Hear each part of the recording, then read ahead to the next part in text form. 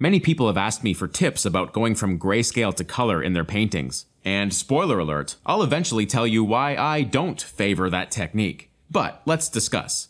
I think most of us know that values do the heavy lifting in a painting. Values establish important things like light and form. Now, while color can really add to the impact of a picture, working with color and value at the same time can be a bit of a brain stretch. So it makes perfect sense to separate the value stage from the color stage. So bear with me here as I paint something that we can go back to throughout this lesson. I'm just trying to put something together that has a nice sense of light and shadow, some half-decent brushwork, some clear form, something that feels complete enough except for its lack of color. Great, so we have this grayscale painting where the values have been worked out. But let's stop that train right here, because it is not just values that I've dealt with. I look at painting as a combination of 4 fundamentals: shapes, values, edges, and color. And that grayscale painting I just did deals with all 3 of these. Color has been segregated. But okay, no problem. Let's see if we can now bring color into this painting. I'll make a new layer and set it to color mode, which in Photoshop is just located down here. And I'll use a soft airbrush and begin brushing in some flesh tones. This process has been covered by roughly 1 billion other YouTube channels. So I'm going to go ahead and assume that you know that you shouldn't just use one flesh color, that flesh has many different hues in it. So I'm trying to do that. I'm trying to block in different hues, mixing them together. Of course, I'm also trying to find a color scheme for the background. I'm thinking maybe just more saturated versions of the flesh tone might be nice. The purples in the hair give me opportunities to move from warms to cools, like from reds and yellows to blues. So again, trying to come up with a color scheme from scratch here, relying on my values to be the pillars of form and light. That's an important lesson we can take away from this. When your shapes, values, and edges are working, you can assign any color to them and it will still look like form and light. I could have made her a blue alien and it still would have worked. So figuring out your shapes, values, and edges first can help alleviate some of the stress of the color process. So I'll make a new layer and set this one to overlay mode, which in Photoshop is right there. Overlay mode is another way to glaze color, but this time it does affect my values. If I'm painting light values like I'm doing now, it will lighten my value sketch underneath. This can be good for maybe adding a little reflected light, like under the jaw, like I'm doing right here. I didn't quite push that enough in my grayscale stage. I could also try deepening some of the shadow values in the hair and deepening the color to a richer red as I do that. Then I'll make another layer, set this one to multiply mode. I think a lot of people know this mode. It darkens the layers beneath it, but toward a color. So you're glazing color while also darkening values. And here I'm using multiply mode mostly in the shadows just to get slightly deeper tones in there. Finding some little dark accents that, again, were not quite pushed enough in my grayscale stage. Alright, so I'll take all my color layers, group them, and give the group a layer mask. Now with a little textured brush, I'll paint black into the layer mask. This reveals the grayscale underneath. Now, why would I want to bring back my grayscale? Well, against all these saturated colors, grays have very subtle meaning. They can modulate color. For instance, against a saturated red, gray might look greenish. So I want my grays to be a subtle part of this color conversation. And you can check out this other video on my channel that dives more deeply into that concept. But anyway, I'll let this be the last part of my glazing color phase. Now the painting is not finished. The next step of this process is to refine some of the subtleties that will allow the color to feel more like it's truly part of the picture, rather than something just glazed on top. So what I'll do is I'll flatten the layers. Actually, I'll duplicate them first, just so we always have a backup. Flatten those layers, then just do a little quick organization so I know which layers are which. And now it's just a matter of using my own discretion to see what I can do to make this feel a little more unified. When I say unified, sometimes the color when you use this glazing technique can feel a little disconnected, because after all, it was disconnected, right? It's something we laid over a previously completed painting. And one of the difficulties about this process is that it's very hard to look ahead in time and see what the color is going to bring when you're only painting in grayscale. So this last opaque painting process is essential because now for the first time we can judge all the fundamentals together on the canvas. So I'm strengthening their connection. I'm looking for transitions between colors, transitions between values, transitions between different objects like where the hair meets the skin, and making sure the colors don't jump sporadically and feel out of context, which is something that happens to me a lot when I use this technique. And I'll use all kinds of brushes, like right now I'm using an airbrush to kind of bring things together. Other times I'll use a hard brush to separate things more. Anything goes. Nothing I did before this is sacred. I can paint over anything. And that's why it's nice to have this process done on just a single layer. It encourages you to kind of work the entire image rather than wrestle with what you might have on one layer versus another layer. Which I guess is like the overall theme of this process, separating things at first, combining them later, where both parts are necessary.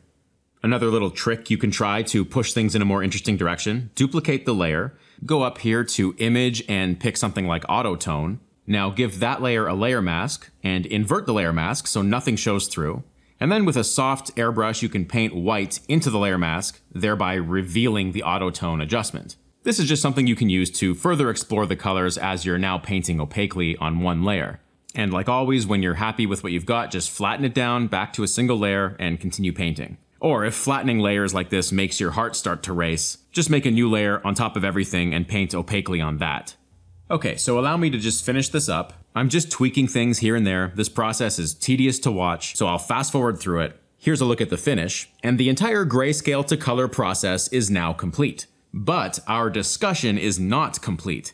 Let's recall this diagram, because in that grayscale to color demonstration, I spent a lot of time and effort basically connecting what I had purposely separated before. And don't get me wrong, this process works. However, what I felt like I was achieving was more of a crude patch job, rather than something that felt seamlessly connected and expressive. And I know I'm not alone. I hear the same troubled sentiments echoed by many of the students in my classes. So I have an idea as to why this color despondency occurs. And in order to examine it, we need to look a little deeper at these three fundamentals. So, a painting is essentially a collection of shapes of value, the top two fundamentals on my list. I'll show you what I mean by that. Here's the original painting, but let's go back to grayscale on it. And for instance, this is an overall shape of light. And this is an overall shape of shadow. We can look more closely than that. Let's zoom in. Here are some shapes of halftone values. Halftones are responsible for turning form. And here are some shapes of reflected light values, which are good for showing the ambient light from the environment. And I could keep going here. This painting is made of many, many shapes of value. Now, when the shape and value changes, that indicates a change in the direction of the form. And when form changes direction, that reconfigures its interaction with the light, which often brings, along with it, a color change. So when we deploy a process that removes color from the equation at first, let me show you how that often affects our paintings on a fundamental level. On this blank canvas, these few shapes of value represent the many shapes of value that exist in any given painting, okay? And because we're good painters, our shapes are carefully considered. When we go to add color, we often do it in a way that doesn't respect the initial shapes. In fact, this approach encourages you to have your colors migrate from one shape into the next without considering why. And to make things more complex, our paintings have edges too. Edges being the third thing on my fundamentals list. Edges control the connection of the shapes and values, which also influences the color. So when we eventually glaze color over this, yeah, there's color in the painting now, but it doesn't mean it's connected to our fundamentals in any meaningful way. This is why there's that extra step that I went through earlier where I flattened all the layers and spent time painting opaquely, making sure my colors interacted correctly with everything else. And again, while this process technically does work, to me, it comes at the dire cost of two things: expression and fun. And I guess I'm unleashing my full bias now. So, when you choose not to deal with color up front, I feel like you're creating a problem rather than solving one. It's like you're mortgaging color, treating it like a bill to pay off later. And when that bill comes due, well, how do you feel about paying bills? It's just not the place I want to be in when I'm painting. I recently got to illustrate a book for Disney's The Nutcracker. Now that is a film full of intricate color palettes, and this was one of the more complex scenes I painted. If we zoom into Clara here, one of my main conceptions for the color palette was that Clara's dress would include saturated versions of all the colors in the painting, all of them weaving together in this hopefully expressive and abstract way. And in other areas of the painting, those colors would exist, but in more muted versions. Like you could see this woman here has those colors, but slightly more muted. Moving over here, same thing, but in different doses. And I could keep scrolling through and you'd see this motif appearing over and over throughout this painting. The benefits of working straight away with color is maybe most evident in this wall here. The only way I was able to include all these little shifts in color and have it feel cohesive was to include color in every decision from the start. Every value change, every shape change, every little edge carried with it a color consideration. And that maybe sounds technical, it was just the opposite. It was fun painting this. And I think that's evident just by looking at it. It looks like I was a kindergarten kid splashing color around. For me, it really enhances the painting experience when your colors are also giving you feedback as you build the picture. Working straight away with color can help improve your brushwork as well, and I'll show you what I mean. Let's zoom back into Clara here. Again, looking at this part of her dress. If I switch this to Grayscale, suddenly all those little brushstrokes kind of mean a little less. What I'm trying to say is, if I had painted this in Grayscale first, it probably would not have occurred to me to make brushstrokes like this. And why is that? Well, switching back to color, the color was embedded in the design as I painted. So I would get a color like this and use a broken textured brush to glaze in color like that. Then from there, maybe I'd grab a smudge tool, switch to a different kind of color and smudge those around. Color is an integral part of this conversation, connected to the other three fundamentals. If I had painted this entire image in Grayscale and now had that color mortgage to pay off, make a new layer, set it to color mode, and from scratch had to figure out a color palette that could bind all the elements of this illustration, oh boy, let's just say I would brace myself for disappointment. If you're timid about this, here, try this quick experiment. Divide a canvas in half, and on the left, paint up an abstract field with random brushes, shapes, values, edges, colors. Just, go with it. Let something happen. No right or wrong. Without a whole lot of effort, you'll probably come out with something that looks expressive and painterly and fun. Now on the other side of the canvas, try the same thing but start with Grayscale, building up an abstract little painting here, and now go through the usual process of glazing color on top, and just take mental note of any subtle differences. I noticed that not only did the painting on the left take me less time, but a natural look came about much more easily. I think you can see how the color on the left seems a little more connected. On the right, I kind of feel like I'm painting over glass or something. And if there's one thing I know to be true about art, the way your process feels to you has a significant bearing on the outcome. Alright. I imagine there are some of you out there who would like to start painting directly with color, but are still feeling a little faint of heart. I have another solution to offer, something that combines the best of both worlds. Here's our initial Grayscale painting again, but this time, let's stop the process right about here.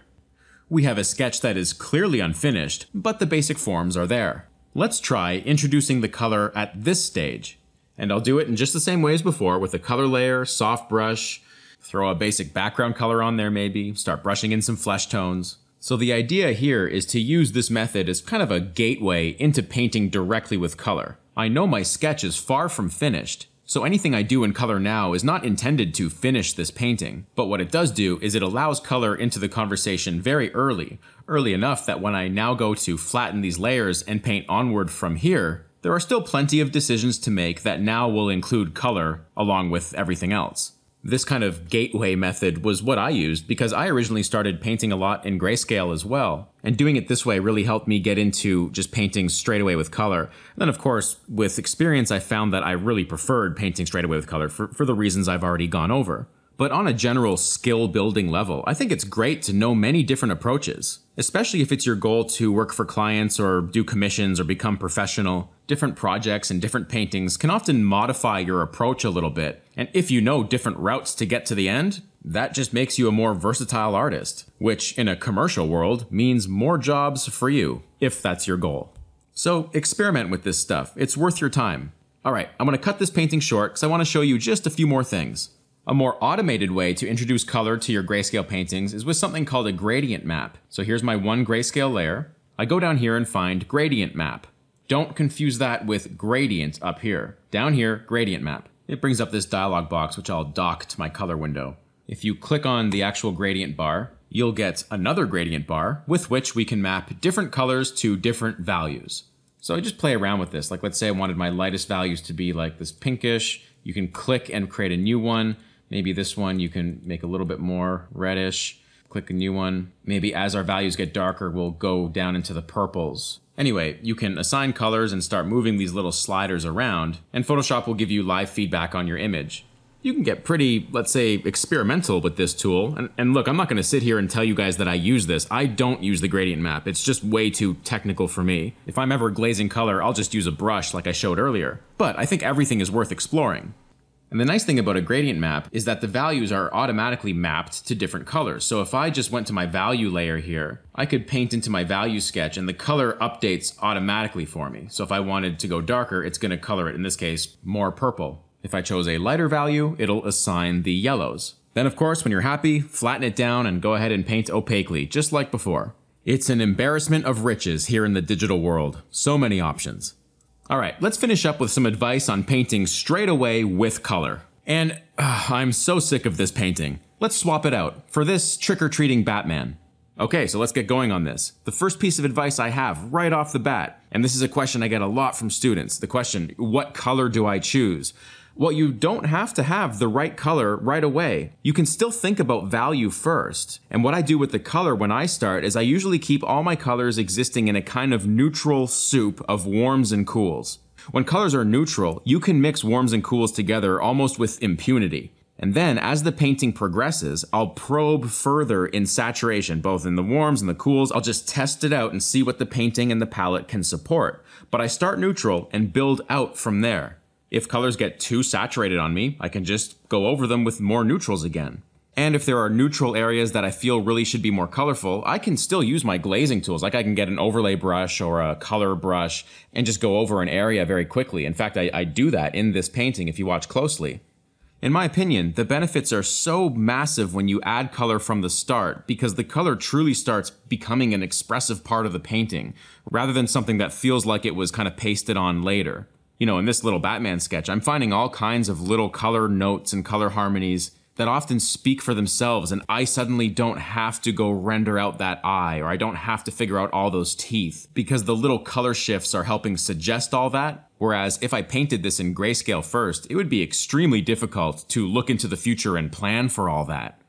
If you remember earlier in this lesson, I said that a form change often brings with it a color change. And while that is true, that is not the only reason to change color. I'll change color just for the sake of changing color. And when I do that, I'm on the lookout for what color can do to give this painting a unique voice.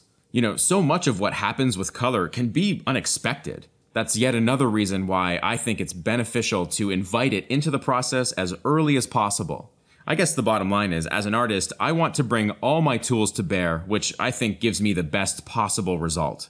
And I think that about wraps up our grayscale to color conversation. For those who want longer painting lessons, please check out my online store for a whole variety of stuff. And if you'd like to sign up for painting mentorships or critiques, along with many other rewards, please consider supporting this channel on Patreon. Speaking of Patreon, thanks to my patrons for their ongoing generous support. Thank you all for watching, and I will see you in another video.